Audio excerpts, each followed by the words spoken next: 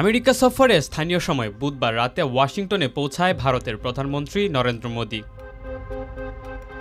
তবে অন্যান্য সময়ের মতো এইবার এই মিত্র রাষ্ট্রপ্রধানকে অভ্যর্থনা জানাতে বিমানবন্দরে যায়নি মার্কিন প্রশাসনের কেউই।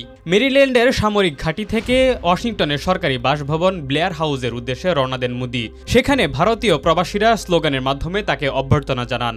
এরপর যুক্তরাষ্ট্রের গোয়েন্দা সংস্থার প্রধান তুলসী গ্যাবার্ডের সাথে সাক্ষাৎ করেন মোদি। ভারতের নিরাপত্তা বিষয় জোরদারে মার্কিন প্রতিরক্ষার সরঞ্জাম কেনার আগ্রহ জানান ও পাশাপাশি জ্বালানি আমদানির বিষয়েও আলাপ করেন মোদি। আজ ট্রাম্পের সাথে বৈঠক হওয়ার কথা রয়েছে মোদির। দ্বিতীয় মেয়াদে ক্ষমতায় আসার পর এটি হবে ট্রাম্পের সাথে মোদির প্রথম বৈঠক। মোদির এইবারের সফরের মূল উদ্দেশ্য হল মার্কিন আমদানি শুল্কের আওতামুক্ত থাকা। এছাড়া গণহারে ভারতীয়দের বের করে দেওয়ার বিষয়টি নিয়েও আলোচনা করা হবে। আলোচনা উঠতে পারে বাংলাদেশের রাজনৈতিক পট পরিবর্তনের বিষয়টিও। এর পূর্বে ফ্রান্স সফর করেন মোদি। সেখানে ফ্রান্সের ব্যবসায়ীদের ভারতে বিনিয়োগ করতে আহ্বান জানান Modi. Desk report, metro TV.